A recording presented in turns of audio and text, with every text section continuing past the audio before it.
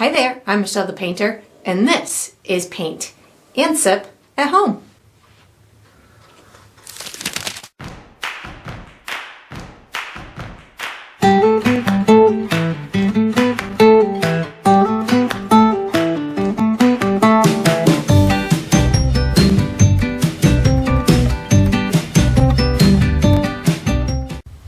Alright, so today I'm going to be painting Ghost in the Rain, and I'm sipping on some black tea. And if you enjoy this process, I do hope that you like and subscribe to my channel, and that you also check out my Patreon page where you'll find additional painting perks. So let's get painting and let's get sipping.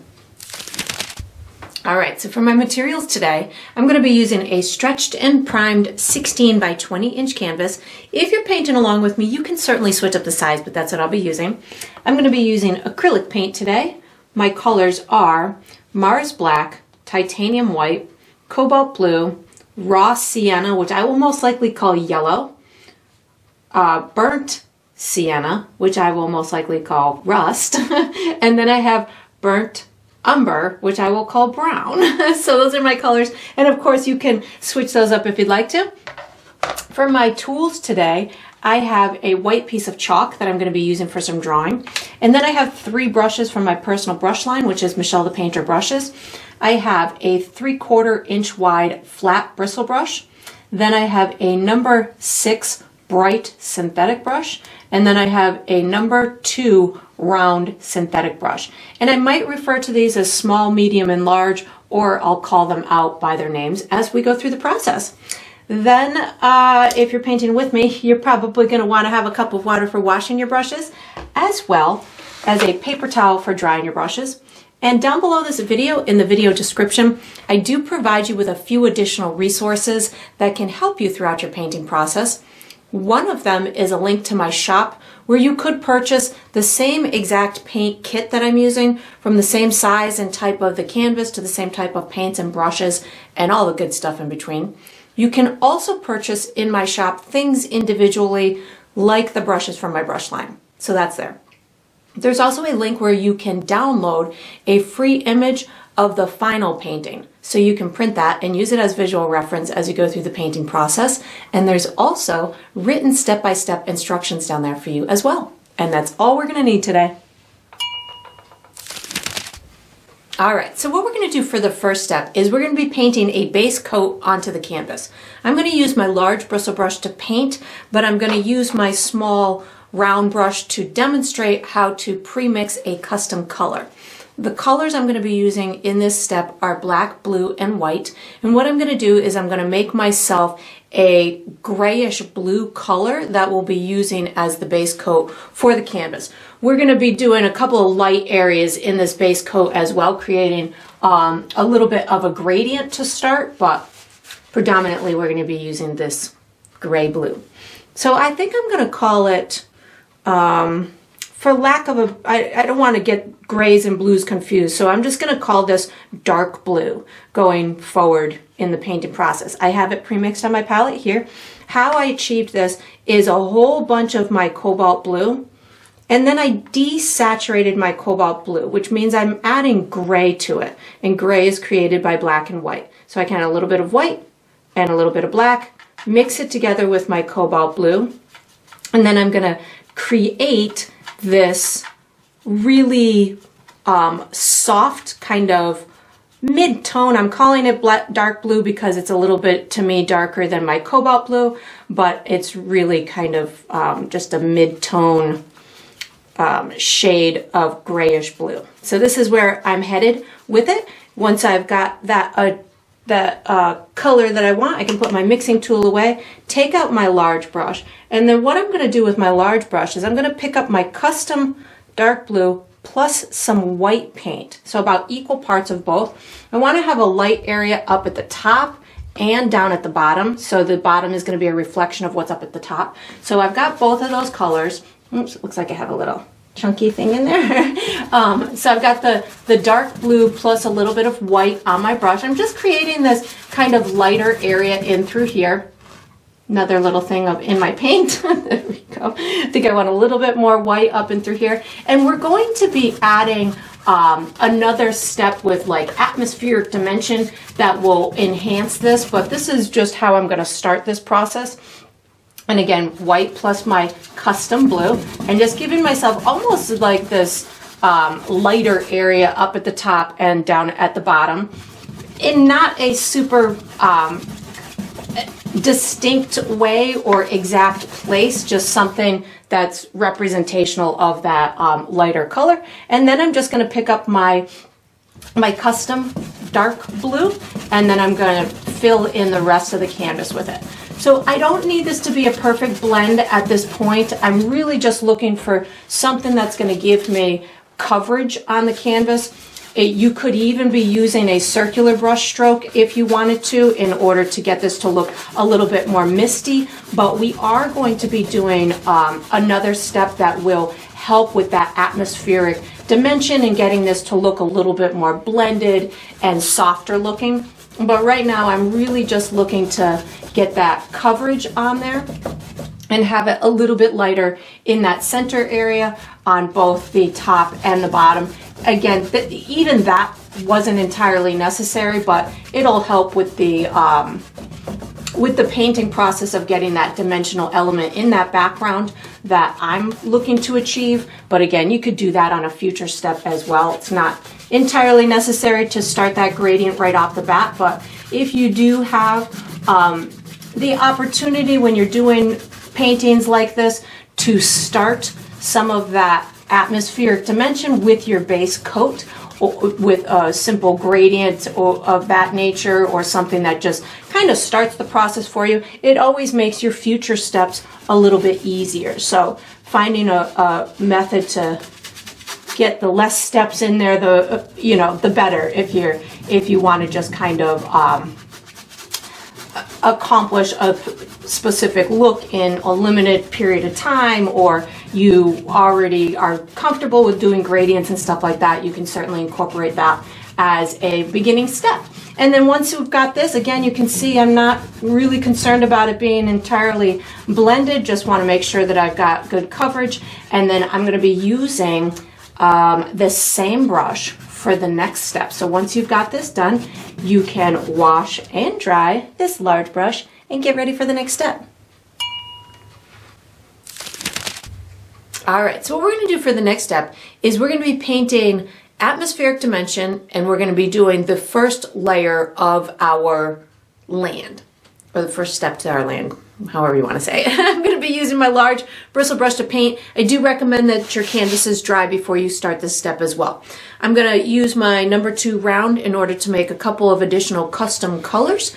The colors that I'm going to be using in this step are my dark blue, white, brown, black, and yellow. And what I'm going to do is I'm going to pre-mix a custom light gray color that we'll be using for some of our atmospheric dimension. And I'm also going to be pre-mixing a I'm going to call it green, but it's a really warm, earthy, like dark sage green type of a color. But for lack of being too complicated, we're just going to call it green. So what I'm going to do is I'm going to show you how to premix these two colors, and then we'll get into painting. So I have magically premixed them here on my palette. So this color right in through here is what I'm going to refer to as light gray. You can see it next to my white, how it is nice and light, but it's not as light as white. So how I achieved this was a whole bunch of white, and then just a little bit of brown and a touch of black. And then I just spun them together. So I am going for a very light tone here, and this will help me to add lots of dimension into my atmosphere. I think I need a little bit more white than that. And I will also be using this as the base coat for my ghost as well. So I just want to make sure that I do have some, that it is darker than white. So this looks pretty good to me. The next color I'm going to make is my green color. So I'm just washing and drying my utensil, my mixing utensil, and this is what I'm going to call green. So it is a very earthy, sage, dark sage green type of a color. It's not necessarily, it's almost near like a army green, but there's definitely more blue in it, and it's really more neutral than like an army green. So how I achieved this was I actually used a little bit of my dark blue that we created. Blue and yellow makes green, so I used some of my yellow. And then I added a bit more gray to it. So I added a little bit of black and a touch of white. And then I mixed them together. And this is how I created my, oh, that's a little bit too blue. I'm seeing as I'm mixing it that it's still a little bit too blue. So I'm going to add a touch more yellow to it. Again, the yellow is going to turn it into a greenish tone, but the blue is helping to keep it nice and pushed back and really, you know, affected by the mist in my, or the fog in my composition. So this is where I'm headed with this.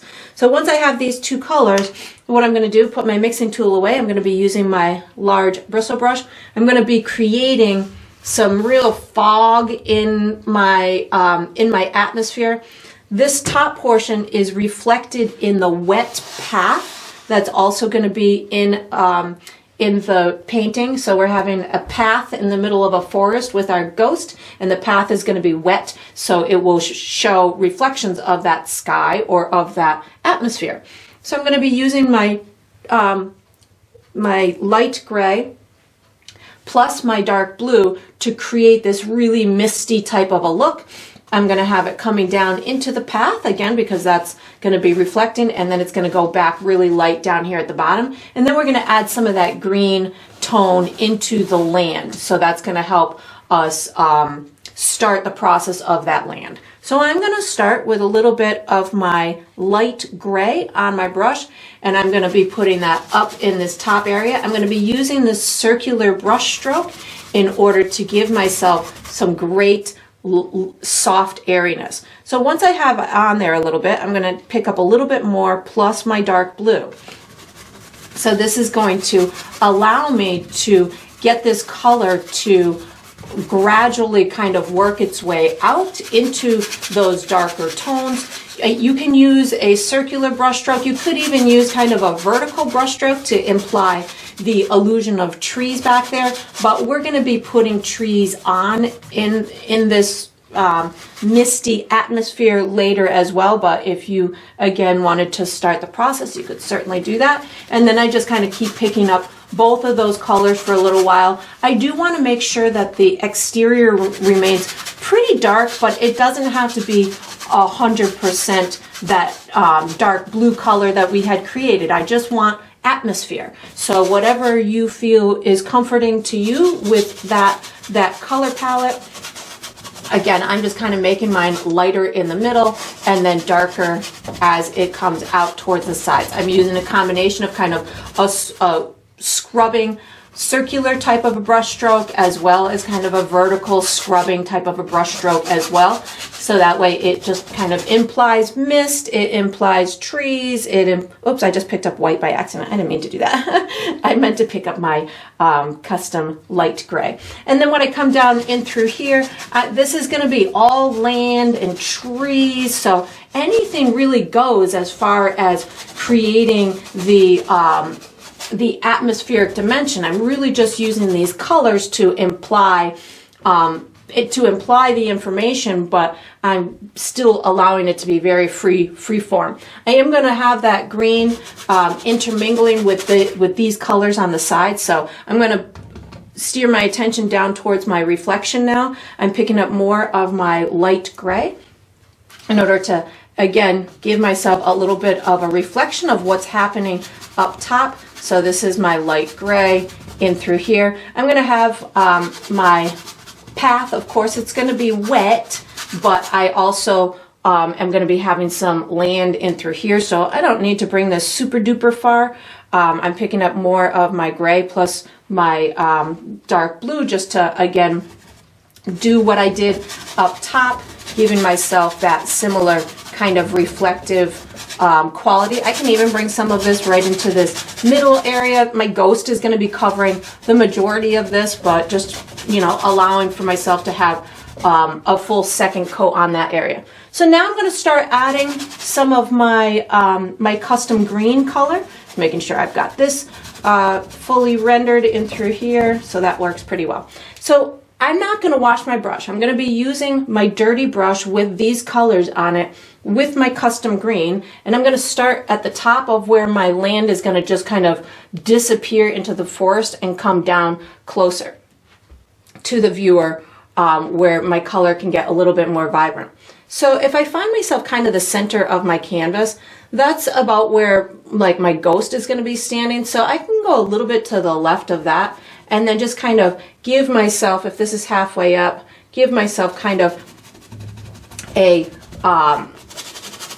soft kind of just oval type of a section, and just kind of rub my brush into that background. And that's gonna, I'll make it a little bit more green in here. I just kind of wanted to give myself that shape so I could understand where I wanted it. And back on this side, you could do the same thing, or you can make it a little bit different by maybe the greenish part comes down a little bit lower than that one does, and just really blend it into or mess it into that background area. And that's going to make it look like that land is just kind of scooting off and disappearing in that background. So now I can just pick up more of that green, and just as I'm coming in through here, again, just using a circular type of brush stroke. We're going to add much more information to this later. I just really wanted to have an understanding where I wanted these areas. And then same thing over here. If this is kind of halfway up, I'm going to have a little piece kind of jutting out over in through here, and one side can definitely look different than the other, so don't feel the pressure to make them both look exactly the same. This is a path with different elements in it, so just know that you can certainly make it whatever way you want. My ghost is going to be about in through here. I'm going to have a big puddle reflection, so that will work out just fine. And I think down towards these bottom areas, I think I'm going to pick up some of my burnt umber with that green, just to get this to go a little bit darker or a little bit more earthy color down towards this bottom.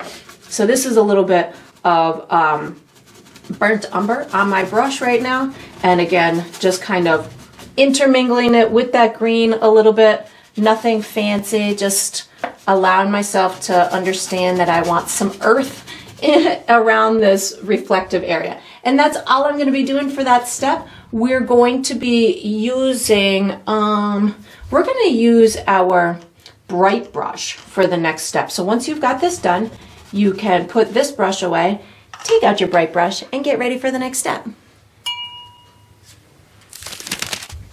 All right, so what we're going to do for the next step is we're going to be painting distant trees and distant rocks. I'm going to be using my number 6 bright brush. I'm going to be using black, brown, dark blue, white, and light gray, and my green color. And if I use any other colors, I'll let you know. So what I'm really looking to do is, again, just add a ton of depth into this. And in order to do that, I can add these distant trees and rocks and ground and stuff looking like it's going off back into the forest. I'm going to be using, again, more unsaturated colors, so the farther away something is, the less you can see those vibrant tones. So we're going to just make them really distant and kind of fade into that landscape. So in order to fade into the landscape, I'm going to be using the colors that I used in the atmosphere, which are going to be that light gray and the dark blue. I'm going to incorporate more brown and green as I get into the ground. The black is going to help me darken some things like the rocks and some of the trees as they move forward in that landscape. So I'm going to first, and I'm going to have, oops, I almost just dropped my table here. I'm going to be using multiple colors on my brush at the same time in order to get this great tonal effect. So I'm going to start with a little bit of my light gray, a touch of black, and a touch of my dark blue. So well, I think I need more light gray than that. And I'm making a really light kind of version, but I don't want to over blend it on my palette. So this is just going to kind of start my process. these distant trees, I do not need them to go down. If this is halfway down my canvas, I'm gonna have them maybe like 3 or 4 inches above that. So this is gonna be kind of as far as I put them in my landscape. I'm putting these ones over the light area. I'm using the slender side of my brush in order to give me these vertical type of marks. As I'm moving outward, maybe I add more darkness because I've got more darkness in that in the scene. So now I can start adding maybe a little bit more black to this mixture that I'm using. You do not have to put them exactly where I'm placing them. You can have them, I mean, this is a forest, so you're going to have trees in all different types of places. I'm adding a little bit more darkness so you can see these a little bit better as I come in through here. But what I don't want to do is I don't want them to go black. So I can get them pretty dark and I can use quite a bit of black in them, but I still want them to read as being off in the distance. So I'm really just kind of going with darker shades as I'm going left and right, but again, using my dark blue plus my black, just adding these illusion of these trees off in the distance. And again, try not to go all the way black, so that way I can use that black that that I'm going to want to use in trees that are closer. So I'm going to be using these different values in order to explain to the viewer what's closer and what's farther away. So again, right now I'm just using those 3 colors, and in a minute, and I'm going to have foreground trees that are going to be really closer to the viewer, so those will definitely take up or guide the viewer in deeper into the woods. But right now, just kind of allowing for these distant ones to appear. That looks pretty good to me. Maybe another 1 or 2 in through here. And of course, you can make as many as you want. You can make as few as you want. I'm just kind of having fun and giving the illusion of, you know, distance in my landscape. So that looks pretty good to me. So now what I'm going to do is I'm going to start adding some rocks. So again, I'm using the same color palette to just start this process, and I can just kind of make these little kind of bumps, if you will, in the landscape. You could certainly do any fun stuff that you wanted to. I am really looking for this to look like it is out of focus and in the distance, so I'm not looking to do anything super tricky here, just making the illusion of a couple of darker kind of bumpy type of marks. Most of this is going to be hidden by my ghost, by my trees, by, you know, other information, so I don't need to make it look anything fancy here. I just giving the illusion of stuff. I feel like I want this a little bit mistier in through here, so I'm actually going to pick up a little bit more of my my light gray plus a touch of brown on my brush. I feel like I want this, and I'm going to do this because I feel like I want this a little bit mistier in through here, back behind here. So those are the decisions that you make every now and again. If you feel that it needs a little bit more oomph, you can certainly add that additional oomph into the painting. Like I feel I wanted just a little bit more mist in through here. So that looks pretty good. Again, there's going to be a big umbrella here too, so I don't really need to do much to that. I'm going to start picking up some of my green plus a little bit of my light gray, and this is going to just kind of give me these little kind of pops of additional information within this scene. So I can put little pieces of grass in between, or the illusion of a hill, or, you know, just something that's going to give these similar colors that I'm going to want to tell the viewer that there's some grass back here or there's some mist back here. I don't need to do anything more than that. Just with these colors, I can tell a lot to the viewer as to what's happening. So this is just a little bit of that green. I'm just kind of bringing little bits of it in here and there. I'm going to pick up a little bit more of my light gray and maybe just kind of pop on the little illusion of the top of some of these rocks in through here. Nothing fancy, again, just something that's going to give the idea that maybe there's, you know, again, more mist. And you'll see how all this plays out once we've got the character in place. These colors that I'm putting in here right now, like I want to put more of this green in through here. These colors are soft, they're muted, they're neutral. They're going to make it look like the earth is kind of just, billowing into the air. So I'm just allowing for that to happen. And then we're going to be using this same brush for the next step. So once you've got this done, again, I'm going to have some trees over here and over here. So these areas will be filled in a little bit more. If you feel that there's anything additional that you want to do, you can certainly just kind of have fun with that. We got rain coming. We got all kinds of other stuff that will fill this in, but I think this is a pretty good start. So I am going to, yes, I'm done. No, I'm not done yet. I'm going to be using this same brush. So once you've got yours in the way that is making your eye happy, you can wash and dry this brush and get ready for the next step.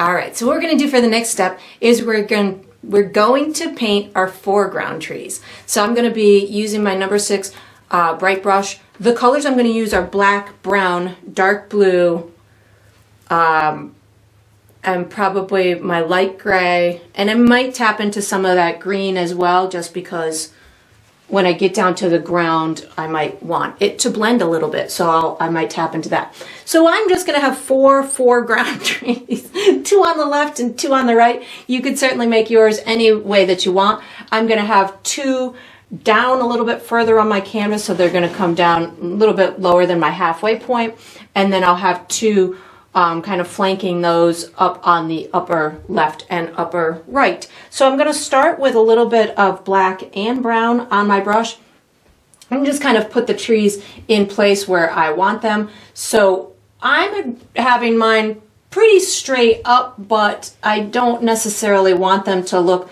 like telephone poles. So as I do this, I like to kind of just take my brush and almost wiggle the exterior edge of it, and that's going to give it a little bit more natural shape.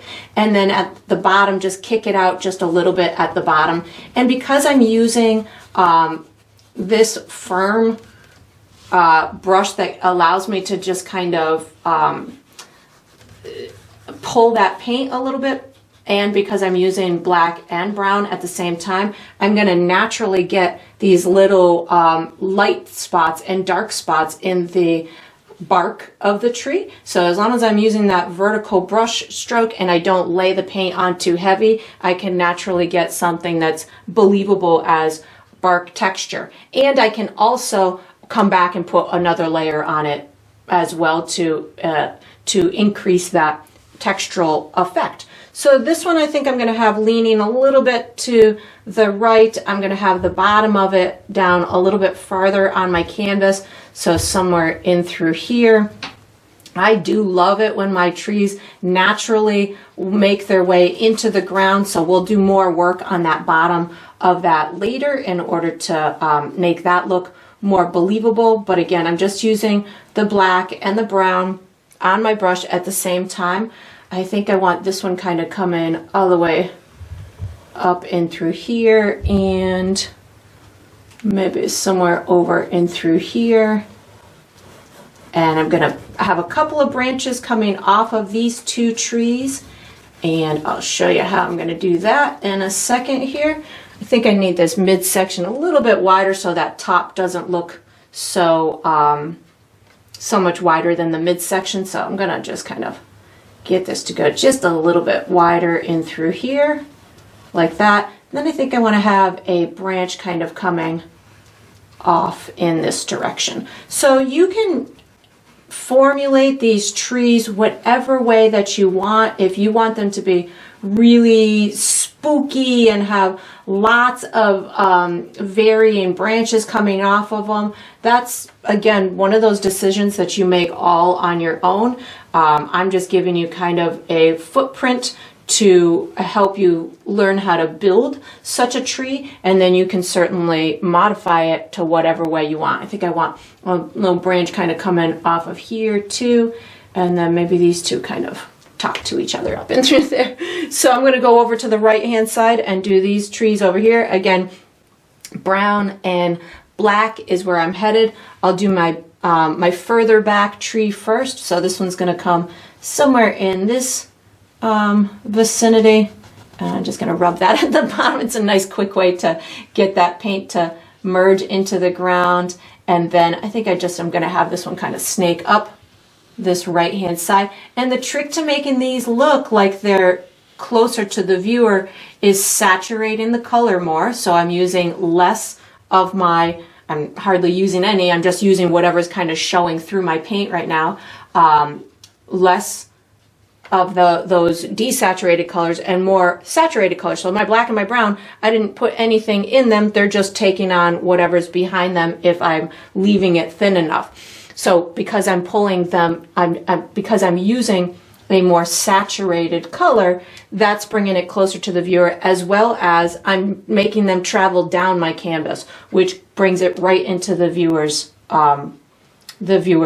perspective. So something like this will be the bottom of this tree, something like that. And then this is gonna, of course, merge into my ground, which I will have it doing that much better in a minute, or in a little bit when we finish up our details on the ground. But this is, again, just kind of getting it in place for me, nice and wide at the bottom, black and brown. And then up in through here, I think I want this to kind of come up like this, and maybe a little bit wider on this right hand side. And again, yours does not have to be exactly as mine. You make it whatever way is comfortable to you. It never has to be the same as mine. This is just giving you little ideas and thoughts that maybe you want to incorporate in yours. And again, just using my black and my brown in order to give myself these fun kind of initial tonal shifts in the color. I think I want that to be its own little independent branch coming off of that. And then maybe I've got another branch coming off of this one like this. And using these black tones can certainly help to make this look nice and in the woods. But now I'm gonna just kind of give it a little bit more information so we can get it a little bit further forward and more realistic. So for me, I definitely want to make sure that it kind of blends into the ground. So I just wipe my brush off on my paper towel, and I'm just going to use some darker tones right around that bottom without having to go too invasive. I can just use the remnants on my brush and just kind of rub those around that ground area.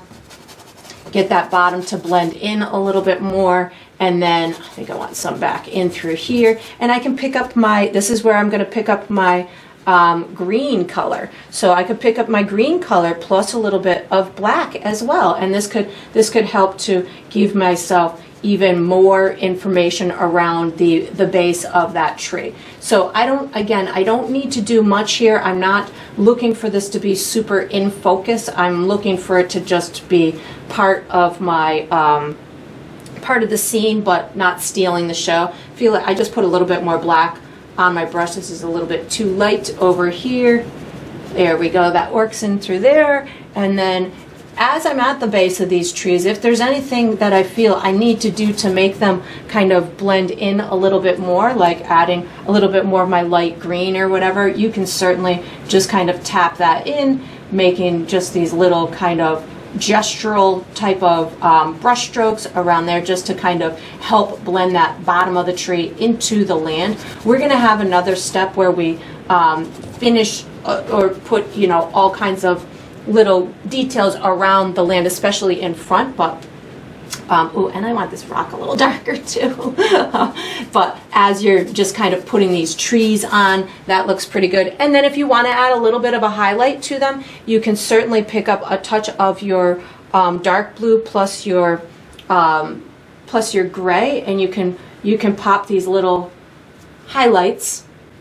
Primarily, I would say on the right-hand side, because that's where your light source is. And if that makes it look like it's too much like your background, you could certainly just use a little bit of your gray, perhaps, plus brown. So any of those little color combinations will allow you to put these little bits of highlights on it to make it look like maybe the roots of the tree are being illuminated by, it appears maybe that there's a moon out there. So that's where I would kind of add these little bits of highlights. Nothing, again, too invasive, but if I wanted there to be those little illusions of the moonlight kind of casting its glow on any of these trees, I could certainly add those little bits of marks, highlighted marks, on that right side of these trees and left side of these trees in order to give them the effect of the light. And then you can fiddle with this as much as you want. I'm going to actually be using my drawing utensil for the next step. So once you've got this done, you can sorry, I'm distracted by bark. You can put this brush away, take out a drawing utensil, and get ready for the next step.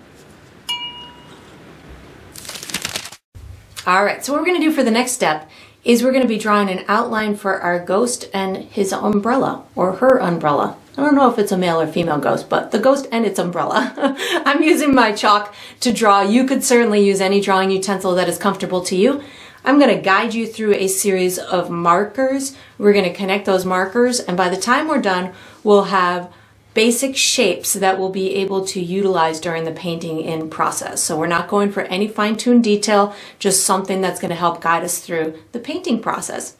So what I'm first going to do is I'm going to put my ghost on, and then we'll put the umbrella on afterwards. So I'm going to find myself about the center of my canvas. So for me, that's somewhere in through here. And then what I'm going to do is I'm going to come up from that almost a quarter of the way. So for me, about quarter of the way is here. I'm maybe about a half of an inch to 3/4 of an inch below that. That's where the top of my ghost is going to go. And then the bottom of my ghost is about halfway between here and the bottom of my canvas. So somewhere in through here. So that's about as tall as my ghost is going to be. You can really have any shape ghost that you would like. What I'm going to do is I'm just going to come out from here, maybe about 2.5 inches to the right and up a little bit. And over on the left, I'm going to come out maybe about 2 inches, 1, 2, maybe 2.25 inches, somewhere in through here. I'm going to connect here to here with just a kind of a bumpy type of line. This is going to be the bottom part of the ghost's clothing. This doesn't have to be perfect. It's going to be melding into the water anyways. That just gives us a place to start. So then what I'm going to do is I'm going to give myself kind of a curved top to the head of my ghost like that. And then as I come down here, I'm going to bump it out a little bit where the arm is going to go and then bring it back in. Well, actually, let me just bring this up like this. And then I can take it from here and bump it out just a little bit, and then maybe make a couple of little fabric hangy parts in through there. And then on the left hand side, I'm going to do something similar to what I just did here so it's a little bit easier to follow. So I'm going to take from here and then just kind of bring it in just a little bit, maybe somewhere to here. So this one is going to be higher than this one, and it's to the left of where the head part is.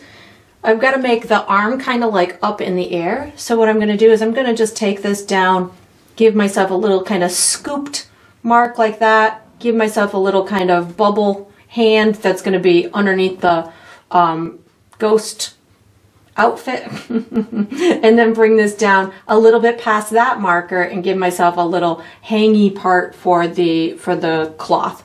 So that'll be the shape of my ghost. Now I need to put the umbrella on. I'm going to have it kind of tipped, and I want it, you know, well balanced. I don't want it too far to the right or too far to the left. So what I'm going to do is I'm going to go directly up from my head about 1-2 inches, and then over to the right just a little bit. This is going to represent the top of my umbrella, and then I'm going to come down, I would say maybe about to where the neck is on my ghost, if a ghost has a neck. And then I'm going to go out to the right. So somewhere in through here is going to be the point, the right point of it. And then on the left hand side, I'm actually going to be above the head. So maybe about halfway between where you have the top to here, so somewhere in through here. Then I'm going all the way out to the left until I almost hit this tree. But to know where it is in relationship to the hand, it's probably about 1.5 inches to the left of the hand. So it doesn't have to be anything super perfect, but just, you know, if you want it tipped like I have it, that's the way I'll do it. So I'm going to take from here, I'm going to give myself a curved line like that. And then over here, I'm going to give myself another, oops, I brought that out a little too far. I'm going to give myself another curved line here. You can even dip it a little bit in where the top is going to be, if you want to give it that extra little, you know, bit of information. I don't know if I did mine good enough, but something like that will work. And then I'm going to take it and give myself a couple of where the spokes in the umbrella would go. So I'm going to take it from here and bring it just like that. I'm going to go over my goat's head like that, and then one more time like that. And then that's going to be the side that's closest to the viewer. I'm going to put an underside in as well. So all you really need to do is just do a slender section like this. I'm going to skip the ghost's head like this, and then bring myself right back into that corner. So that is all I'm going to be doing for my I need a, I guess I don't really need it yet. So I was going to put the umbrella handle on now, but I think it's going to be smarter if we just paint these objects and put the umbrella handle on later. But just for planning purposes, you'll want to just make sure that you've got it at a pretty good angle where this, when put to the side, will land in your ghost's hand. And then we're going to be using our number 6 bright brush for the next step, so you can just get ready. Alright, so what we're going to do for the next step is we're going to paint the base coat for our umbrella and our ghost. I'm going to be using my number 6 bright brush. The colors I'm using are brown, burnt sienna, and light gray. And I'm going to do my underside of my umbrella with brown, the outer side with burnt sienna, and then my ghost is going to be with my light gray. So I'm going to just start with some brown paint, and I'm going to color in between the lines, or at least I'm going to attempt to. So as I go through this, for me, my paint is going to be transparent, which is totally fine. I use that to my advantage when building these paintings, so that way I can build lots of good dimension. But as you're going through yours, this is one of those really fun paintings that it doesn't matter if we stay within the lines, it doesn't matter if our umbrella grows, it doesn't matter any of that kind of stuff. So I'm okay if I bump into my lines, I'm okay if I go outside my lines. Anything goes. It's a little cute ghost. It's okay. Now at this point you can just wipe your brush off, pick up, oops, that's the wrong color. I meant to pick up burnt sienna. So I'm wiping off my brush. I'm going to pick up some burnt sienna, and I'm just coloring in my top of my umbrella. Again, my paint tends to be transparent. So at this stage of the game, I know I'm going to be able to see some of my background through there, and I'm okay with that because that's part of my process. I know that that's going to happen, and I'm okay with it. So as you're going through this process, if you haven't painted before, or if you're not fond of how the paint is transparent, just know that we have more steps to go, and that this will be covered in, or the transparency will disappear in the future steps. So just roll with it as it is and embrace it, and don't worry about it, because we will take care of that. And you could do directional brush strokes, which is just going to take it down in the direction of the spokes, but that's not a big deal either. I accentuated that little dip in the top of my umbrella because I think that that's going to be a neat little effect, but you don't have to do that. And then once I've got that, I'm going to wash my brush, and I'm going to pick up my light gray color in order to paint my ghost. So I'm going to have my ghost is going to be taking on some of the colors and the atmosphere. He's got to have a lot of shading to him to get some dimensional element on his dress, on his outfit. I don't know what to call it. But right now I just really want to get a coat of paint on here. So this is where I'm going to be using my light gray. I am using it in a directional brush stroke. So what that means is I'm taking it and pulling it and painting it in the direction that I feel the fabric would be flowing. So this way, when it dries, I will have potentially light spots and dark spots that I'll be able to utilize during the fabric making step. So it's okay if it's streaky like this, and as a matter of fact, it will help you with that, with the next step to it. But if yours ends up being a solid color, that's okay too. That's not a big deal because I'm going to be showing you how to put those dimensional elements into it. But my ghost head, I'm just going to bring right over there. And if your brown is still wet underneath that, that's all right too, because we're going to be painting over that as well. We'll be putting lots of dimension in our little ghost head anyways. He's going to have a big shadow on the top of his head anyways. And then in through here, the directional brush stroke, I'm still doing it, but it might not be as evident because we are using a color that has good opacity. And what that means is if I was to really use this colored paint heavy, you might not be able to see through it. So if you're using it really heavy, you might not get this effect that I'm getting on this first shot. But again, it's going to be okay because I'll show you how to get it on the next step, or on the next step to creating your little ghost friend here. So as I'm doing this, you know, I can put it a little bit heavier up at the top and then just kind of rub it down as I'm going down that fabric, and that'll give you a little bit of the start to it. But again, if you don't get yours as much of an effect as I've gotten mine already, that's all right. Don't worry about it. And then we're going to be using, I think I want to use my, I think I want to use my big brush for the next step. So my bristle brush. So you can put your bright brush away, take out your larger brush, and get ready for the next step.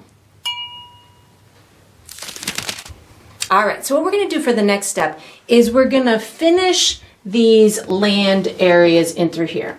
We will have a future step where we're going to be putting leaves, fallen leaves, on the ground and in the little wet puddle path area. But right now I just want to finish these textural elements over in through here so we don't have to worry about that later. And if during this process, if you want to you know, do any more work on the stuff behind him, that's fine, but I think mine is all right the way that it is. I might just put a little bit more detail around the where the water on the path is meeting the land. I might add a little bit more there, but most of the water is going to be finished by the reflection and the ripple-y process that we'll do later after we get our ghost done. So I'm using my large bristle brush. I'm going to be using that custom green, black, yellow, white, and brown. And if there's any additional colors that I feel are going to benefit me, I certainly will do that. So I'm going to first put my darkest areas in first. I know I'm going to have, I want some dark dirt brown areas down in through here. I definitely want there to look like there's some kind of like dirt type of area right along the path, and then I'll enhance that grass a little bit more. So I'm going to start with a little bit of black and brown on my brush, and I'm going to get in place my darker of my dark areas. So definitely in through here, and I'm really using a just a carefree kind of rubbing type of brush stroke. At times when I want there to be a little bit more texture, I might pull up or stipple, but right now I really just want a kind of a soft, out of focus type of appearance, just to give me these dark elements that I'm wanting, and then I will add my my lighter, more textured area.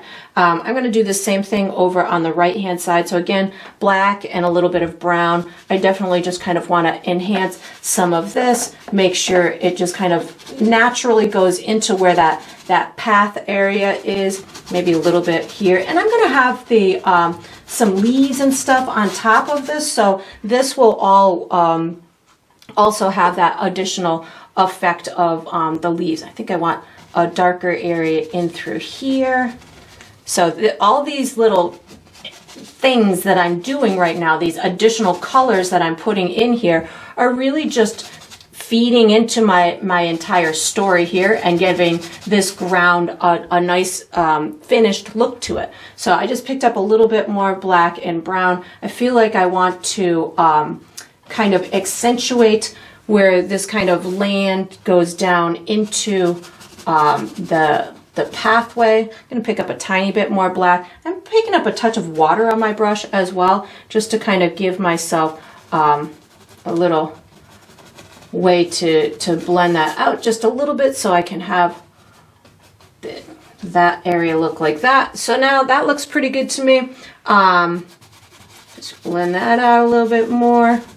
I'm going to pick up a touch more black because I feel like I want just, again, a little bit more definition in through here.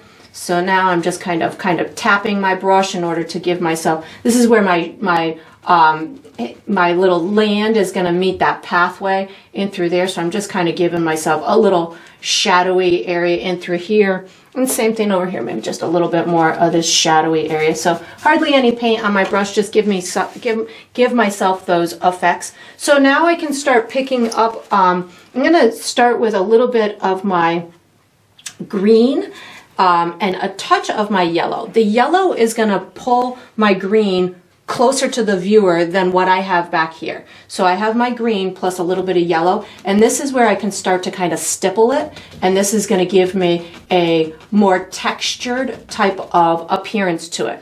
And if you want yours even more green, you could pull out a regular color green if you wanted to, but again, I just wanted mine to be really muted and off in the distance and just, you know, dull because of the effects of the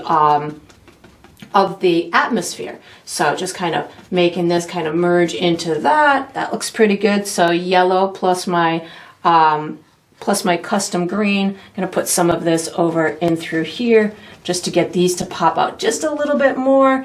And of course you can get it to merge into that tree. And I'm not overdoing it. I'm really just kind of thinking that this is the grass in the forest. You could even pick up a tiny bit of white with it. So green, yellow, and white. If you wanted even more of a little bit of an effect, you can get more texture onto it by using a higher contrast in your colors. So you could use a little bit of additional white just to get some lighter marks in through there. So that'll get it to just look a little bit lighter and have a touch more contrast to it and texture. So again, yellow, green, and white are on my brush right now, just to give myself just a itty bitty bit. You know, maybe the moon is kind of hitting a couple of these little pieces of grass, and if you felt that you would benefit you to put them anywhere else, feel free to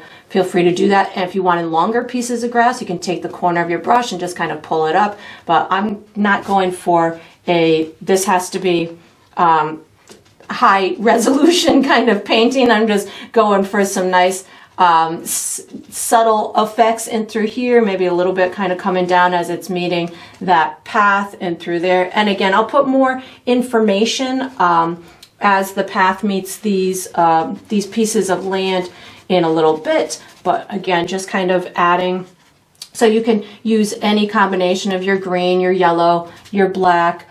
Just giving myself little bits of information in through here. I'm gonna pick up brown and white now. This is going to give me maybe a little bit more brown than that. This is going to give me almost like a dirt type of effect as it's kind of meeting that that path type of area as opposed to the grass that I have up above. So if you use more brown as it's coming down towards that path area, that's what that's going to read as. So you can just, by just changing a itty bitty bit in the color spectrum of it, you can get it to read as something totally different. So you can, that was just adding a tiny bit of brown as opposed to the green, and that helped to add that really cool effect in through there. And you can get it to go darker with just a little bit more brown. So that's cool. I think I want to do the same thing over in through here. Just again, switching up that tone of that color a little bit, making it a little bit browner as opposed to green, that greenish hue. And this is going to give you that additional bit of information as it's meeting that pathway. So I think that looks pretty good. I don't feel like I need to do much more to that. We'll add our final touches to it when we add the water and all that good stuff. So once you've got this done, if you can stop, once you've got it done, you can put this brush away, take out your, we're going to use the bright brush again. So you can take that bright brush out and get ready for the next step. All right, so what we're going to do for the next step is we're going to finish the umbrella. We're not going to do the handle part yet because I want to do that with a small brush after we do our ghost, but we're going to do the canvas part of it. I'm using my number 6 bright. The colors I'm using are brown, burnt sienna, yellow, and white. And what I'm going to do is I'm going to do a second coat underneath here with brown and burnt sienna, so that really goes nice and dark and takes on the burnt sienna look from the exterior.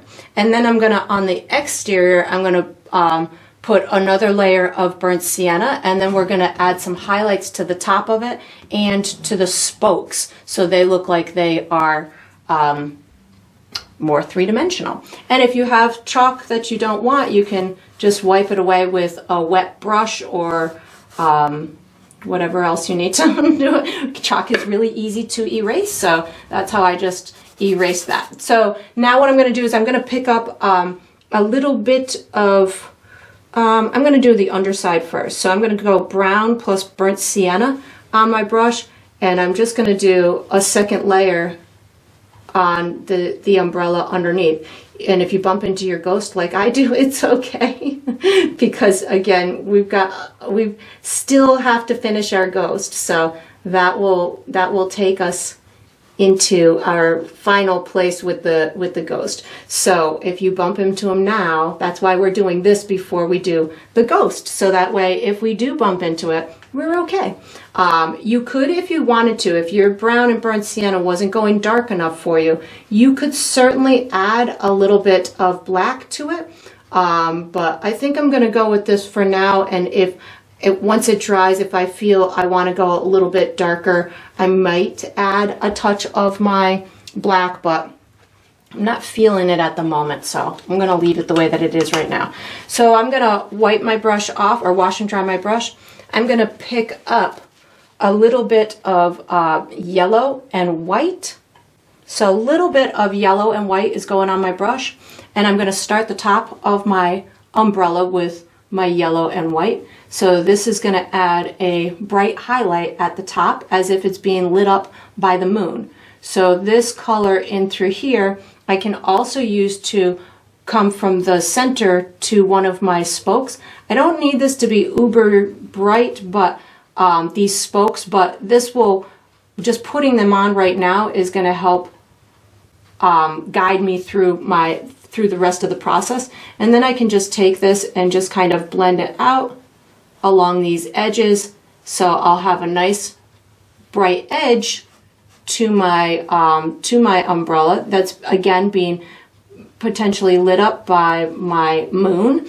And then I can take the remnants that I have on my brush. I just wiped it off a little bit on my paper towel, and I can just kind of blend this top part a little bit. So it's gonna stay on the lighter side up at the top, and in part of these grooves, if you will, the spokes kind of pop out, but this, if you can take it and you can almost kind of go in a arcing fashion too. I'm going to add the burnt sienna in a minute, but I don't want this highlight to still be super wet when I do that. So that looks good in through there. Now I'm going to pick up my burnt sienna, and I'm on my dirty brush, and I'm just going to add another layer to the rest of the umbrella, and you can get it to blend into your highlight. So I'm going to take my burnt sienna, add another layer, and you might not get this in one shot.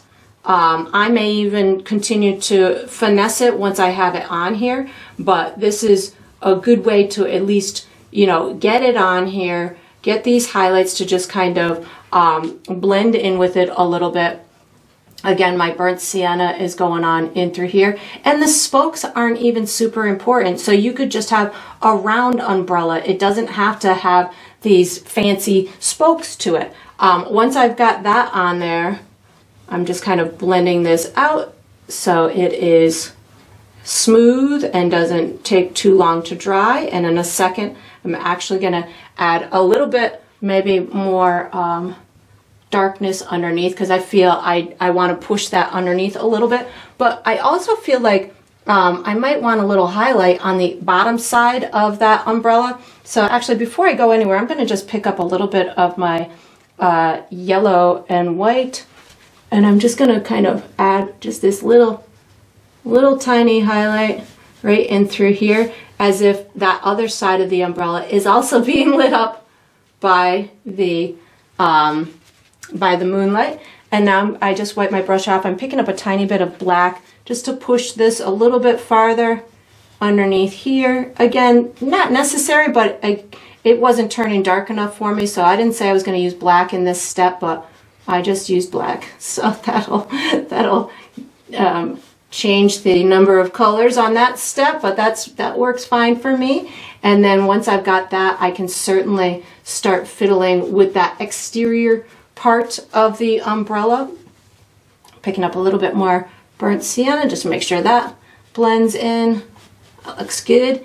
And then I'm going to, I feel like the top part's pretty good, but I want maybe just a little bit more light on the top. So washing and drying my brush, and I'm going to pick up just a little bit more white and yellow, and just a teeny tiny bit. When I say teeny tiny bit, just wipe it off on your paper towel. You really don't need a ton. We also have rain coming, so if anything goes wrong in this step and you're like, oh, that was just too much, I didn't mean to do that, or I can't get that blend the way that I want, know that we're going to be able to hide a whole bunch with rain. So it doesn't need to be perfect at this point. So once you've got this done, I'm feeling like that's pretty good for what I wanted to accomplish on mine. I'm going to be using maybe just a little bit more over here. I'm going to be using, I'm going to use this same brush for the next step. So once you've got this done, fiddle with it as much as you want, and then you can, of course, I'm never going to be able to stop. I always think I'm going to be able to stop, but I, for some reason, never can. Once you've got this done, we're going to use this same brush, so you can just wash it and dry it and get ready. All right, so what we're going to do for the next step is we're going to put the clothing on our ghost. I'm using my Well, we already have the clothing on. We're putting the details on the clothing. So we're finishing the details on the clothing. I'm going to be using my number 6 bright brush. The colors I'm going to use are white, light gray. I'm probably going to use some of my dark blue and black. I might tap into my brown as well, but if I do, I'll let you know. So what I really want to do here is just finesse areas that I want to pop out. So I want the hand over here to pop out like it's holding the umbrella handle. I don't necessarily need it to look like it's grasping the umbrella handle yet. We're going to do that with a small detail brush later, but I want the light part to make it look like it's popping out a little bit. This arm too, I might put like a lighter area in through here so it looks like, you know, if he was to raise it, he'd have something that looks like over here. I also just want to increase the kind of dimensional element of the fabric. So I'm going to be adding some shadows in between, say, where the arms kind of meet the body. I'm going to put some shadows in the creases of my fabric so it looks like it's got more of a dimensional element. I also want to put a shadow up on top of the head in order to make it look like the head is under the umbrella. So what I'm first going to do is I'm going to use my light gray to just clean up my edges and make sure that I have the shape the way that I want. So I just picked up some of my light gray, and I'm kind of mostly referring to the top of my head into here where I got my burnt sienna over it. So I'm just taking a thin layer of my light gray in order to give myself that edge. And if there's any other areas that you feel need to be finessed a little bit, you could certainly do that, but that was probably the only area I needed to do that in. So now I'm going to pick up a tiny bit of black with my light gray. So black and light gray, this is going to give me my shadowy areas. So black and light gray. And in order to kind of do this so you're not scared while doing it, think about the underneath the arms first. That would be an easy place to put a dark area without being scared of going too dark. So I'm going to put this darker area, and what I can do is I can put this kind of darker marks within my fabric. So if I want this fabric to look like it's kind of kicking out a little bit, I can bring this down and then just kind of kick it to the left. I can have some kind of down in through here and then just kick it to the left. So that'll make it look like it's kind of splayed out into the ground. So something like this, wherever I had those little dips, I can put a little bit of dark paint in through there. If you do anything that's too much for you, just go back into your gray and you can dull anything down that you want with that original gray that you had. And I'm using them both on my brush at the same time, so this way it allows me to blend kind of on the fly. It allows me to keep that moisture going. I could be using a little bit of water or liquid medium to keep the fluidity of my brush, but I know that I really want a kind of a nice seamless blend in through here with not much transparency, so I'm going to go with more paint as opposed to like a liquid medium in this particular scenario. And then of course wherever you want it to be lighter, you just bring some of that that gray, make sure that light gray, make sure that is represented as much as you want. So that looks pretty good. Down at the bottom, let me just kind of deepen that a little bit with just a little bit more black. And again, both colors on my brush helps me to keep this kind of in control. So that looks good, making sure I've got that. And if you wanted to throw any of the atmosphere colors into it, you could certainly pick up a touch of your sky blue or your dark blue, and you can just kind of use little bits of that within the clothing of the ghost. That's going to just bring that atmosphere right into it and make it just look nice and harmonious. I will definitely finesse this just a little bit more in a second, but I want to go finish the dark areas up in those arms. So again, just the black plus my light gray is on my brush.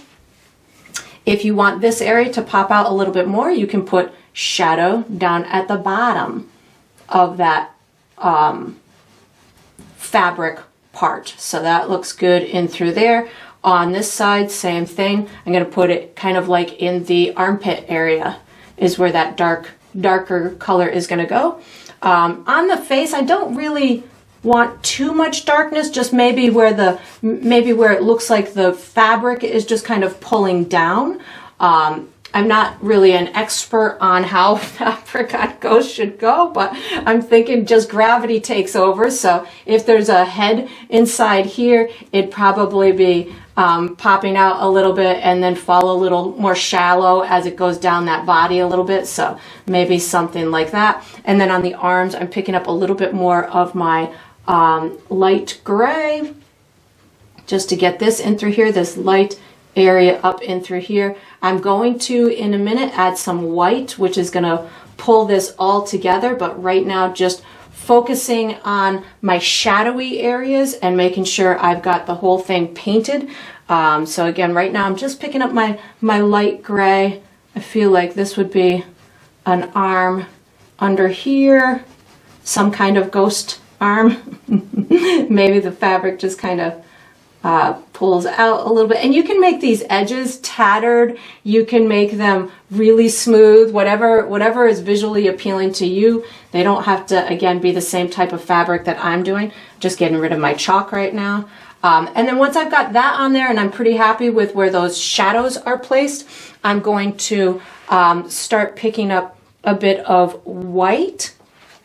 I still need to put the shadow, actually let me put the shadow on top of the head first. I'm going to wash and dry my brush, hold on. I'm putting the shadow on top of the head. So I'm going back into my gray, my light gray plus a touch of black. I want there to be a pretty good shadow on this head. Just put a touch of water on my brush so I wouldn't get out of control. And I'm just going to kind of put this pretty big shadow on top of the head like it's being shadowed by the umbrella.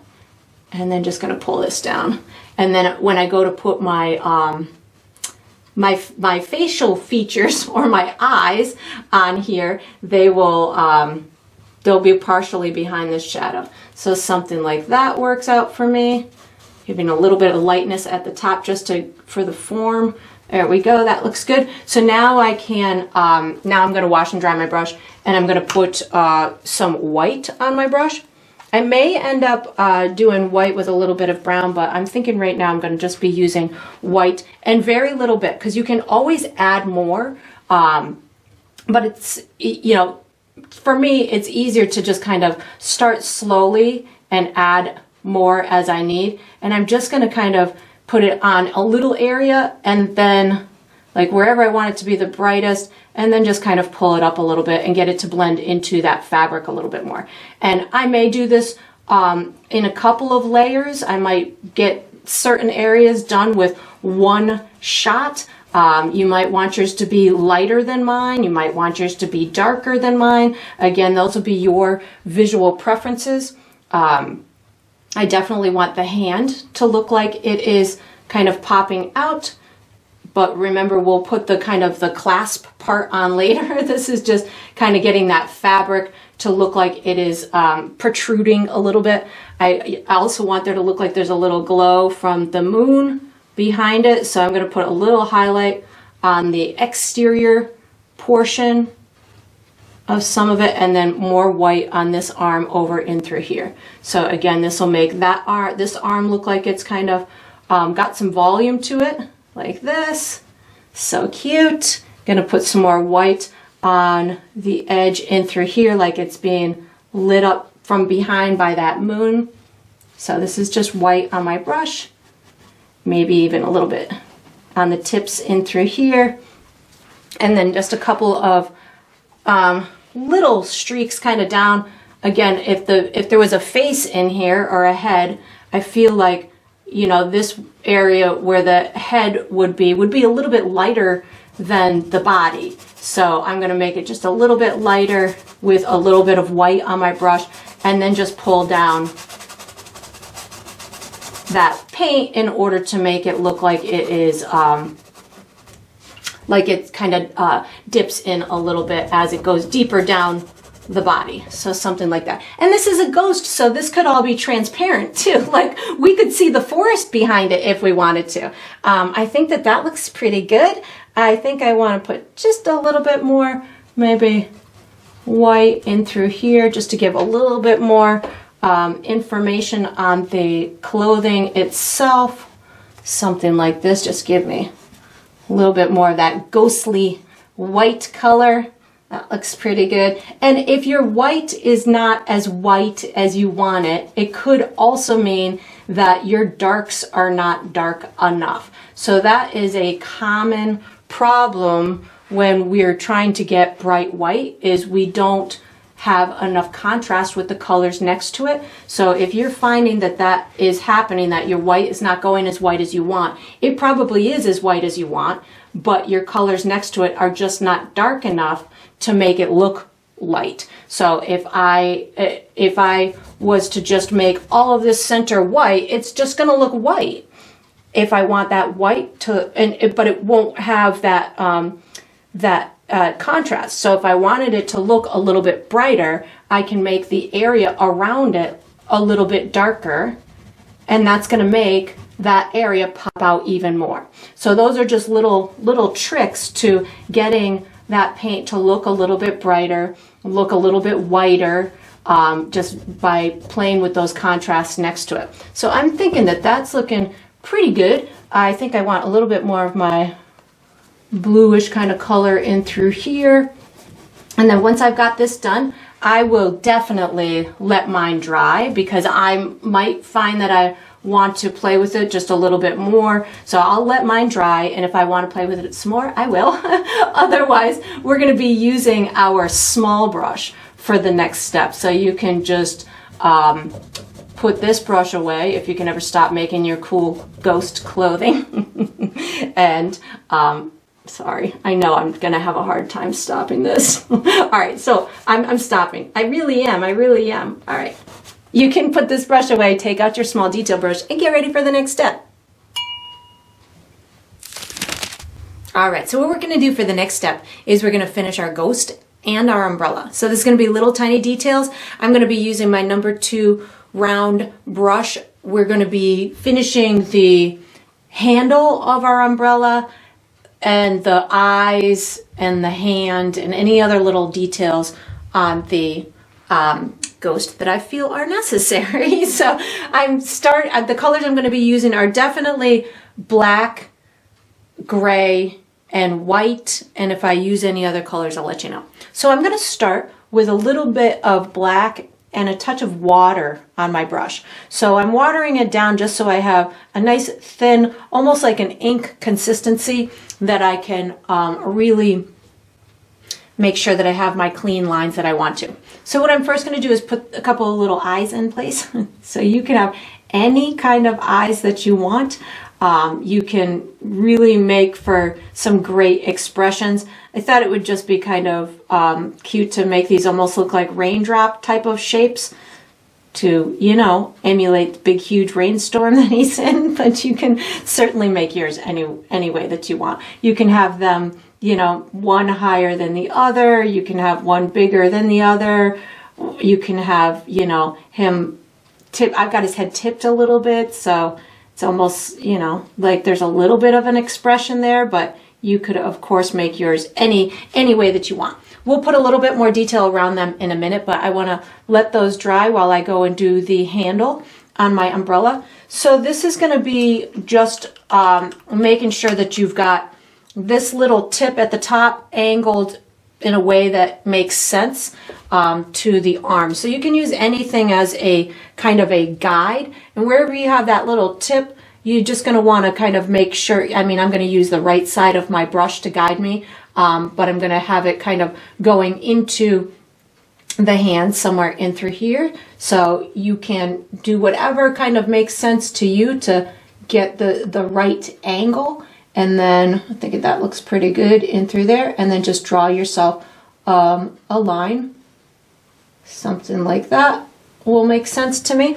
And the decorative elements of an umbrella is totally up to you. I'm going to just bring this out a little bit at the top so it looks like it's like braced above the umbrella, something like that.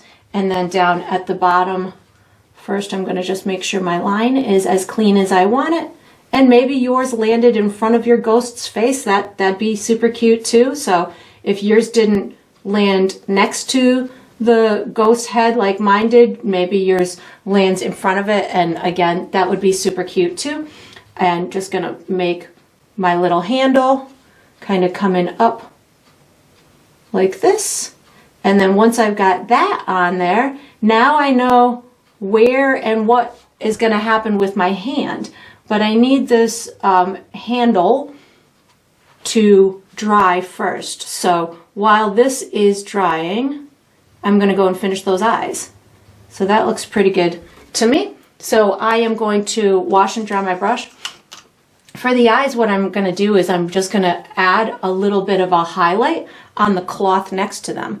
So I'm going to pick up a little bit of white paint and just kind of amp up the white on the cloth, right? Or especially around the left side of them. I feel that would kind of make sense to me. And you can even just pull that bright part down just a little bit. So that's just going to make it look a little bit more three-dimensional now that you know where those eyes are. You can make that fabric a little bit lighter right around those, and now the viewer's attention is going to get pulled right there, and it's going to make it look like that's got a little bit of a dimensional element. If that doesn't work for you, you can certainly do anything that you want to it, but I'm thinking that's what I'm putting actually a little bit around it all. I feel like it warrants it, so something like that. And if you had any other details around the head while you're here that you felt would benefit you, like I feel I want to put a little bit more shadow on the top of the head, so I'm going in for a little bit more black and brown on my brush just to kind of deepen this just a little bit more on the top of the head. Again, probably not necessary, but I feel as though it's going to benefit me to do so. So I am making that just a little bit darker up and through there. That looks pretty good. So I think that the hand area is dry enough now. So I'm going to pick up a little bit of black and brown, and I'm going to have it kind of crossing over in a second, but I'm going to just give myself a little dark area right like this. And then I'm going to take this color and I'm just going to rub it down into the fabric. So something like that. That looks pretty good. You can put a little water on your brush if you need to get it to blend out. That looks good. Now I'm going to wipe my brush off. I'm picking up some of my light gray color, and I'm going to get this to cross right over my umbrella handle. So this is going to make it look like we've got a super cute little hand. And I'm using my gray first so I can add white in a minute to get it to be even more dimensional. I just picked up a little bit more black because I feel like I want this to have a little bit more shadow in through there. That looks good. So while that's drying, let me just make sure I've thinned it out enough so it dries quickly on me. While this is drying, I'm going to go and finish my little topper and my handle. So washing and drying my brush, which I probably didn't need to, but I'm picking up some gray and black. So gray and black, the light gray and black. And I'm just going to do a little kind of highlight up here just to make that have a little dimensional element. I'm going to do the same thing on the handle. So I'm going to put this kind of on the top side of the handle like this. Give myself a little kind of highlight in through there.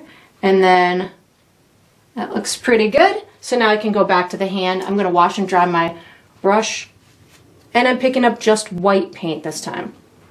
And this is going to give me that bright highlight on the top, so it'll make it look like this is just popping out. I don't need the whole thing, just a little bit on the top. Ooh, I probably need a little highlight down this side too. Just a little tiny bit there, sorry. And then I think that's all I'm going to be doing for this step. I'm going to be using my bright brush for the next step. So once you've got this done, maybe a little shadow right here too. Once you've got this done, you can wash and dry, or put this brush away, take out your bright brush, and that looks cute, and get ready for the next step. All right, so what we're going to do for the next step is we're going to paint the water on the ground. So I'm going to be using my number 6 bright brush. The colors I'm going to use are black, dark blue, gray, white, and maybe some brown as well. So what I'm going to be doing is I'm doing a reflection of my ghost and the hint of the reflection of some of the trees. And then we're going to do a big ripple around the ghost. And if you wanted to, you could, I might put a couple of little rocks and stuff in the path as well. And I might finesse these edges a little bit more. Again, we still have leaves that we're going to be piling on this pathway and stuff, but this will get the reflection in and the movement of the water. So what I'm first going to do is I want to put my ghost reflection on, and then we'll put some of the little hints of the trees and stuff. So I know that I started my ghost with the light gray, so that's where I'm going to start my reflection with. I'm also going to put a little bit of water on my brush, so this way I can really just be carefree with it. My reflection is going to be really wiggly and just a hint of him. I don't need it to be perfect.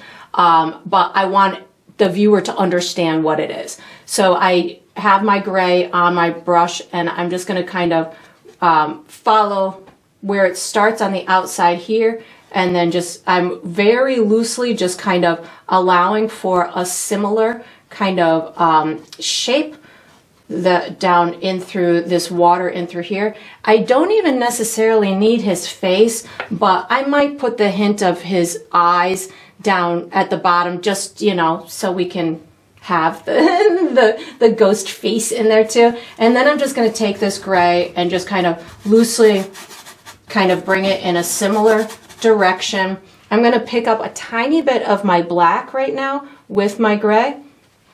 Again, give myself a couple of dark areas like I have in through there. This whole thing around him is going to be ripples in a minute, so I don't need much here. I'm really just looking for a real quick impressionistic representation of his body and something like that. And maybe we'll just put the little eyeballs up in through here. So just a little hint of them, something like that. Maybe just drag it into it too. So I'm going to pick up a tiny bit of white now, and then just give myself a little extra lightness around here. Again, hardly doing anything with a lot of detail, just trying to give myself a really loose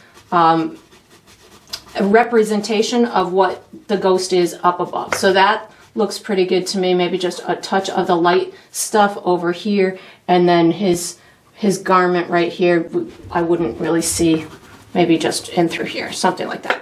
So that looks pretty good in through there. Before I get into the ripple, I'm going to do a reflection of my trees. So I don't need to do much here either. Maybe I just find a couple of these darker trees. The trees really go right to the viewer. So on this side, I don't feel like I have much.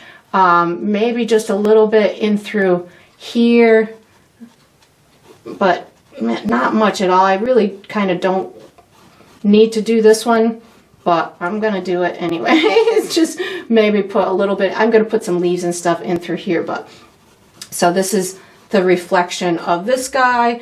I feel might have a little of this darkness of this one in through here. So just going to pull this into this little crevice of the water, and then maybe just a little bit up in through here. So once I've got maybe those main ones, now I can just kind of start pulling my dark blue and my white onto my brush, and I could give myself maybe a little bit more black and my dark blue. So I can give myself the illusion of maybe some of those trees back in through there in the water. So again, I'm not really doing much at all other than saying, okay, well, I need some vertical marks that are going to be representational of these exterior reflections. And once I've got that, now I can start working on my ripples. So I want underneath him to almost look like it's got a little bit of a shadow. So I'm going to pick up a little bit of black and my dark blue. I'm going to start right in through here and just give myself a real kind of darkness in through here. And this darkness is going to help me kind of build my ripples. I feel as though the ripples are going to be kind of in an oval type of a shape. So I'm using the side of my brush to kind of give myself that oval representation. So again, black and my dark blue right now is just kind of allowing me to give my, start this ripple process, and I will incorporate more of those brighter tones in a little bit. But I'm pulling the ripple more in front of my ghost as opposed to behind it. I don't think that really matters a whole heck of a lot, but I feel as though I want the viewer to see it a little bit more than the back. So once I've got that going, if I do feel that I want any rocks or any other dark stuff, I can use that dark color on my brush to just kind of enhance maybe some of these edges around the path. So this again is just kind of black and my dark blue. And if you wanted any little rocks, you could put the little illusion of some rocks. Definitely, I'm putting some darkness around the edge of this, where the dirt kind of meets the path area and through here, or where the water is kind of pooling up in this little puddle of sorts. I'm just kind of bringing this, using the remnants on my brush right now to kind of continue this little ripple in through here. Picking up a little bit more black right now to just kind of give myself a couple of little darker notes in through here. And again, just kind of showing the movement of the water. I think that looks pretty good. Maybe just a little bit more darkness just kind of coming over in through here. So now that I've got that in place, now I can start to add my lighter colors in my ripples. And my lighter colors are going to be whatever I used in my my ghost and or the surrounding colors. But I just picked up a little bit of my light gray on my dirty brush, and I can just kind of say, okay, well, here's a ripple. I'm going to enhance the oval type of shape of my of that initial ripple that I did, and I'm just kind of pulling. Right now I've just got gray on my dirty brush, something like this. If it's brighter in this area, maybe I pick up a little bit more white to say, okay, well, here's the reflection of that area, and it's going to merge into the full-on reflection. So as I'm going through this, I see some blue over here, so maybe I pick up some of my dark blue, and maybe this gets more dark blue over in through here, because that's what I'm seeing in the clothing of my cute ghost. I definitely want to have some little bits of lighter areas in through here. And again, this is all about having fun. So as you're going through this process, enjoy the process. And if there comes a time where you're like, I'm not quite sure about this part, then just move on to the next part and enjoy that part. And so, you know, it's all really just how much fun you want. You could even have his clothing just kind of merge into your ripple, and that'll make him look like he's all part of the water itself. So that would be a really cool effect. And I'm thinking that that's kind of all I want to do. If you want any little tops of rocks, I just put a tiny bit of brown paint on my brush. I could certainly have, you know, little additional pieces of rocks, but I'm going to be doing some leaves and stuff in a minute, so that'll take care of that piece. But I think that looks pretty cool, so I'm going to call it, and then he's so cute. So that's it. I'm going to go on to the next step, is going to be with this same bright brush, so you can just wash it and dry it and get ready.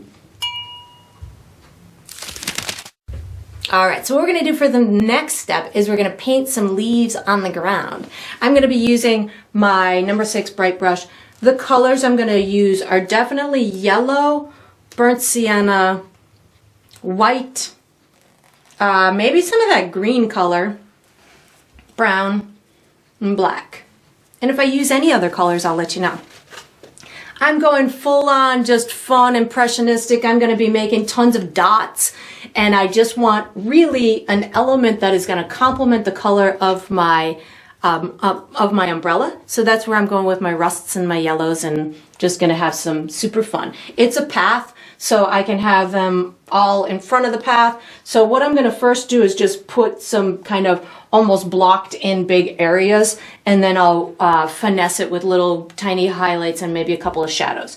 So I'm going to start with some burnt sienna and yellow on my brush, and I feel like I want to have kind of a good area in through here, so I'm just dabbing it. I'm going to make big spots and little spots. You can make them in whatever kind of fun way that you want. You could use different types of brushes to do this. I'm just choosing to use this brush because I feel that I can get some good different shapes within my brush strokes. So I'm going to do this. I'm doing it right over my ghost. You can really just have fun with it. I'm going to put, maybe a couple within the path. I'm going to put a couple up in through here, just kind of resting and, laying on that ground. You could even put, some up in through here, wherever you want. It's really just about having fun and enjoying your mark making. So if you feel that you want them in other areas, you could certainly put them in the back, but mute the colors of them if you're going to put them in the back. When you're doing them in little sections, put some of them going off of your canvas. Put some sections that are larger or smaller. Use it as a space filler. Use it to your advantage to harmonize your colors, which is what I'm doing. But you could have fun with making them whatever way you want. I keep kind of maneuvering my brush in different directions so I get different shapes to these marks. And then once I've got this yellow and burnt sienna kind of established, I know it's going to turn different colors as it dries, which again is to my benefit. But while it is drying, I'm going to go and add some additional colors throughout the little areas. That looks good. I just kind of came back away from it a little bit so I could see how that was looking. I'm going to now pick up some of my green and yellow on my dirty brush. So this is green and yellow on my dirty brush. So this is going to add just a little bit different of a tone into these. And again, I'm not overdoing it. I'm not saying I've got to do the same color everywhere. I've got to, if I use this color here, I don't have to use it everywhere. But if I can use it to, again, harmonize what I've done, maybe pull these darker tones down towards the bottom of the canvas, that helps out in the visual kind of understanding for the viewer. So again, this is just my green and a little bit of yellow. Maybe I put this up in through here. Maybe I want a couple little pieces up in through here. So that looks good to me. Now where to? So now I'm going to, I think I want to wash my brush, and I'm going to put a little bit of, I feel like I want a little bit more movement in the water in through here. So I'm going to pick up a little bit of white, just to kind of put just around some of these little guys in through here. I just picked up a little bit of white to increase, maybe the little leaves are adding a little touch of movement into that water. Something like that. I just felt like I needed a little bit of extra pop on some of those. So that works in through there. And it's all about, that was just a visual thing for me. As I was going through it, I was like, I don't know if I think I need something. Even around the edge of the land, I feel like there should be probably a little bit more movement around there. So I'm just taking these lighter colors and just kind of adding that little bit of movement around the land too. So again, if the ghost is moving, he's probably pushing the water around maybe these little rocks or something. So if you feel that there, something like that could benefit you, definitely put it in there. So again, if there's land, maybe he's pushing the water towards that land. So that looks good. So now I think I want to, what do I want to do next? I think I want to add a little bit of brown into maybe brown and a touch of black, just to give myself some little dark shadowy marks. So this is brown and black to add just the hint of some little shadows in between some of these leaves. And again, that's just going to help pop them out a little bit more so they're more visible to the viewer. Again, not necessary, but if you're finding that you're not able to see your leaves as much as you want, it might be because you need more contrast next to them or within them. So you can add those little dark marks in between them, next to them, adding more texture, more of those defining little highlights and shadows definitely will help to make, again, the viewer see them better. Like I can hardly see these in through here, but if I sit here and I add some deeper shadows in between them and, create this higher contrast in the color, that's going to allow them to become more visible. I am going to add a couple of little highlights on them as well, but before I get to that, I'm just kind of amping up some of this little contrast in the color in order to make them a little bit more visible to the viewer. So that looks pretty good. So now, so cute. Now I'm gonna, I can't wait to add the rain. I'm like kind of, sometimes when you're doing paintings, you just want to get to the next step because you are excited about it. That's where I'm at right now. I'm like, I'm so excited with these leaves. Now I want to go on to the rain because that's going to tie everything together. So I'm going to use some of these colors. I think I actually want to make a little bit greener of a color. So I'm going to use that green that we already created and I'm adding more yellow to it. So this is going to make it a little bit greener. That I just feel I want to add a little bit more of that green pop into here, and that's going to provide me, again, just another effect or another tone to go into these guys. And again, I don't need to put it everywhere, just little pops here and there. This might even look good up on this little ledge area and through here. If you want to add little pieces of grass, again, just finding ways to harmonize all of these colors. And then I think I'm going to have one final like little pop of the yellow and white. So I'm picking up yellow and white right now on my dirty brush and just giving a couple little last little pops into a couple of these as if the moon has just kissed them just a little tiny bit so we can see it. And then we're going to be using, I'm going to use my small brush for the next step. So once you've got this done, make any little fiddling adjustments that you feel might benefit you. And then you can put this brush away, take out a small detail brush, and get ready for the next step. All right, so what we're gonna do for the next step is we're gonna make it rain. we're gonna put rain all over the canvas. I'm gonna be using my number 2 round brush. The colors I'm probably gonna be using are my gray and white.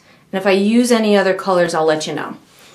I am gonna put some little splashes on the top of my umbrella too. What I'm gonna be doing is I'm gonna be using those 2 colors, my gray and my white, to make my rain.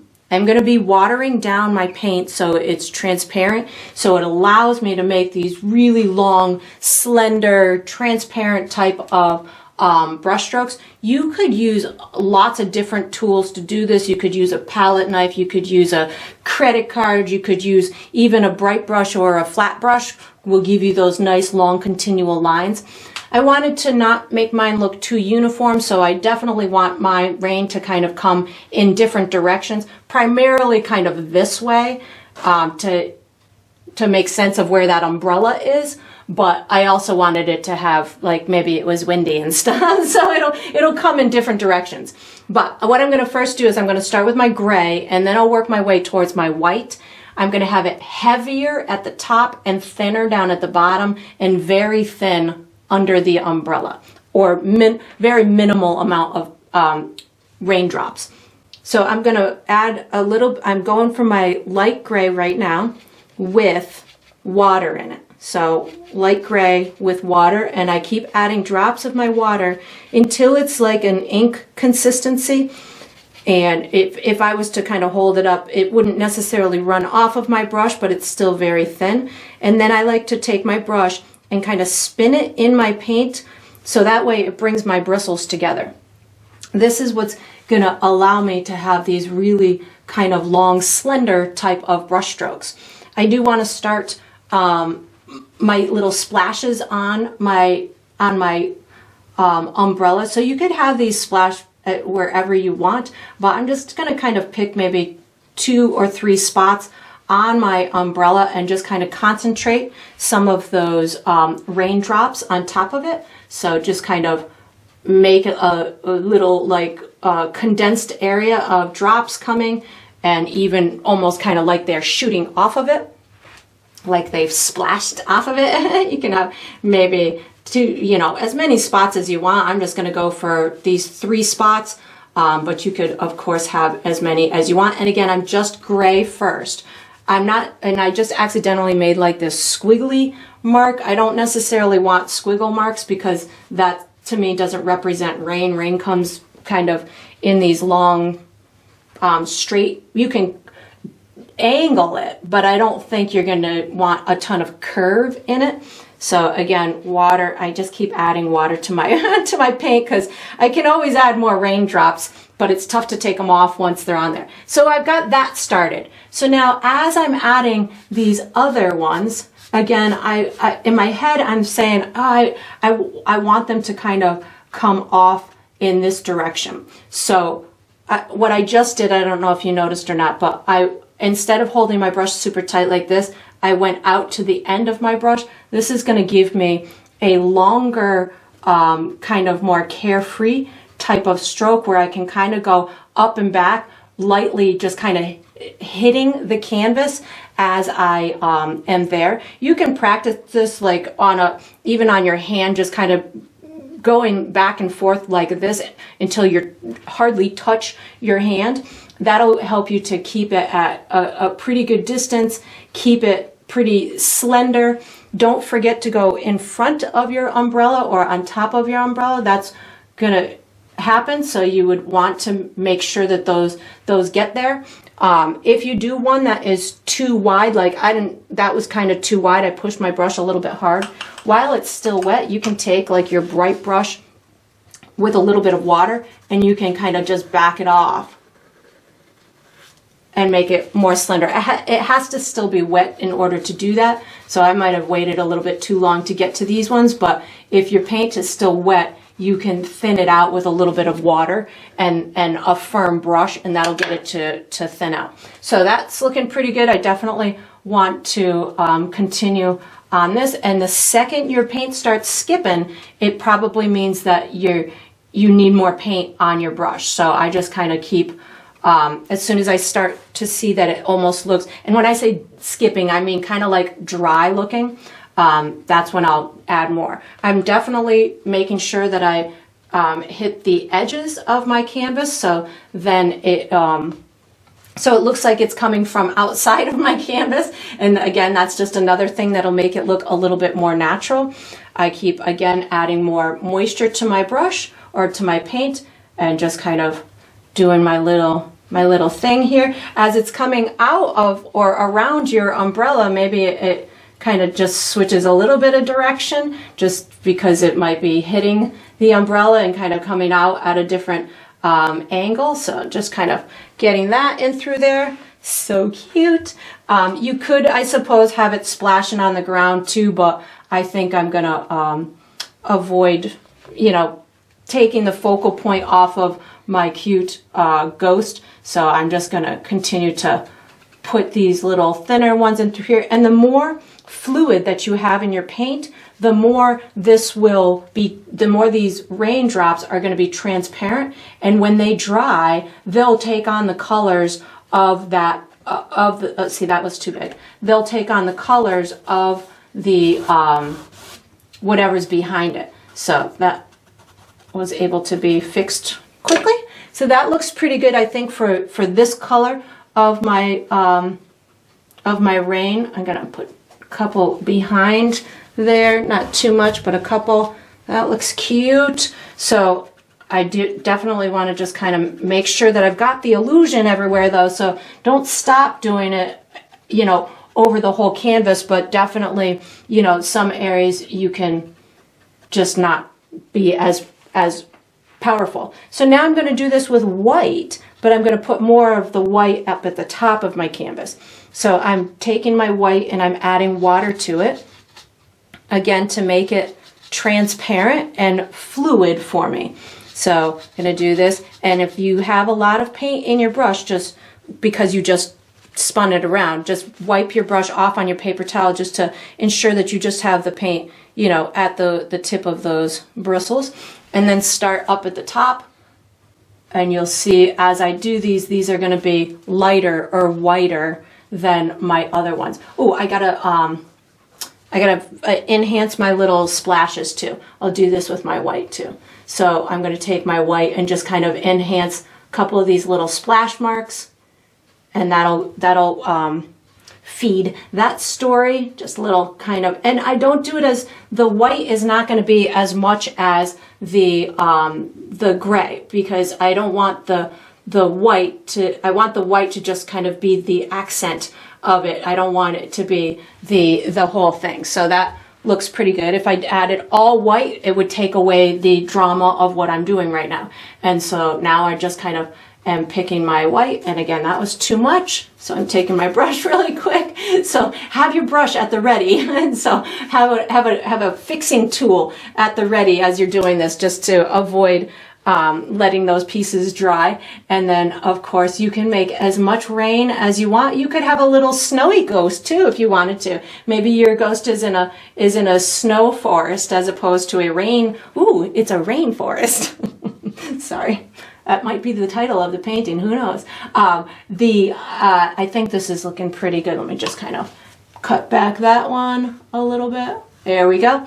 And then of course, you can do as much or as little as you want. This is going to be up to you how much rain you want your little ghost to endure. And then once you've got it done, we are going to be using this same small brush for the next step. Let me just get that little piece.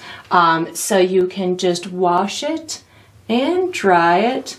See, my paint is skipping. I know I need to add moisture to it, but I just wasn't doing that. So there we go. That looks good. So you can wash and dry this small brush and get ready for the next step. All right, so we are on to the final step. This is the final step of every painting, which is to sign it. So I'm going to be using my number 2 round brush. I usually sign mine in the bottom left or the bottom right. I think I'm going to go bottom left on this one with black paint.